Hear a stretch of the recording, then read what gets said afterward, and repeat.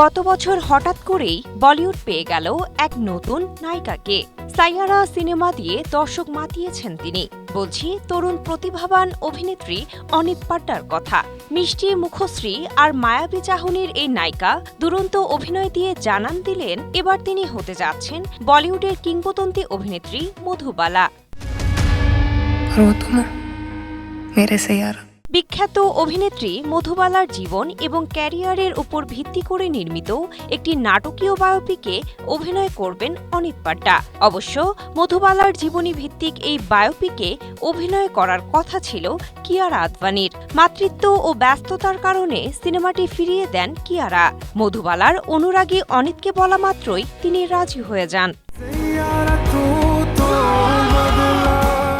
অনিত ইতিমধ্যে এই প্রকল্পের জন্য চুক্তিবদ্ধ হয়েছেন। সিনেমাটির চিত্রগ্রহণ শীঘ্রই শুরু হবে। সংশ্লিষ্টরা সিনেমার বিস্তারিত ও চূড়ান্ত কাস্টিংয়ের তথ্য গোপন রেখেছেন। দর্শককে চমক দেখানোর উদ্দেশ্যেই এমনটা করা হয়েছে বলে জানা গেছে।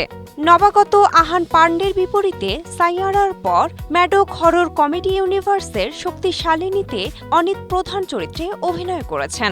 আগামী ক্রিসমাসে শাহরুখ খানের কিং এর সঙ্গে যুদ্ধে নামবে শক্তিশালিনী।